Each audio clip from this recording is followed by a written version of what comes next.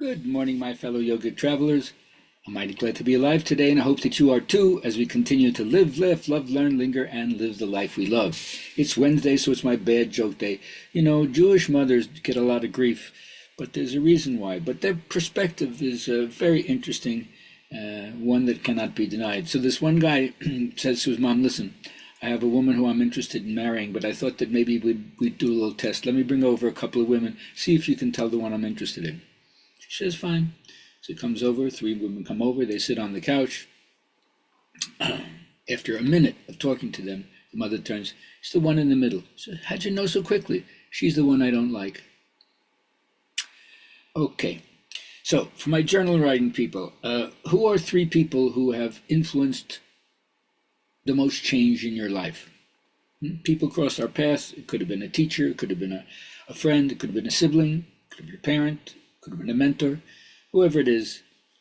Think about it, elevate the conversation with the people who are in your family of affiliation, or reach out to me, let me know what was going on, and I'll be glad to tell you who have influenced my changes the most. All right, now, Joseph Campbell says, it's good to make a pilgrimage if you know you're moving into the center of your own heart, and that's why you're doing it. Then it's nothing but a meditative going inward. You can travel all the way to Sri Lanka only to find that's in your heart. But you couldn't know that until you traveled to Sri Lanka. So the pilgrimage is always to the holy center in your heart. Now, my teacher, B.K.S. Iyengar, always reminds us that yoga is filled with profound knowledge that's both scientific, artistic, philosophic, and the body is the instrument that we use for both worldly and spiritual pursuits. The whole idea is to learn to go from what you know to what you don't know. From the unknown, go to the subtlest of the subtle, and see how your perception of the world changes as you expand your outlook into vastness and not a narrow way of looking at things. Now, hopefully, when we were younger, we weren't guilt-tripped about taking initiative.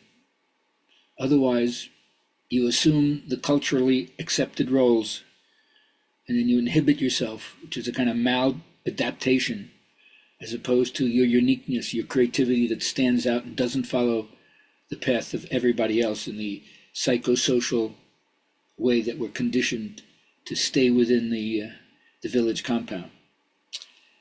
Unfortunately, I have to call out the bully boys and the narcissists and the patriarchs, but not every man who has power is corrupt and oppressive.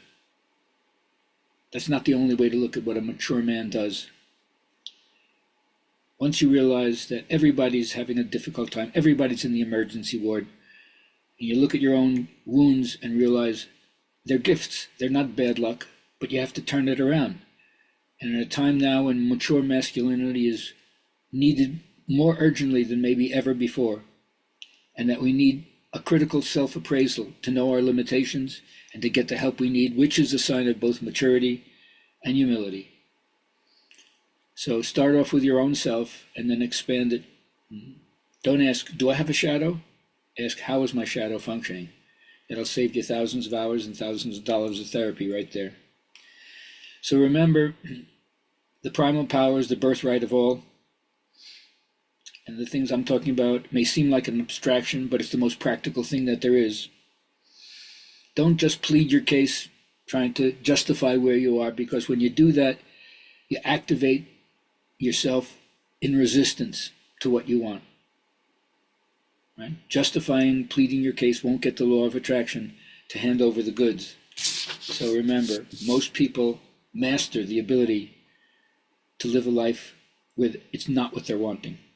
The disappointed feeling is not what you're wanting.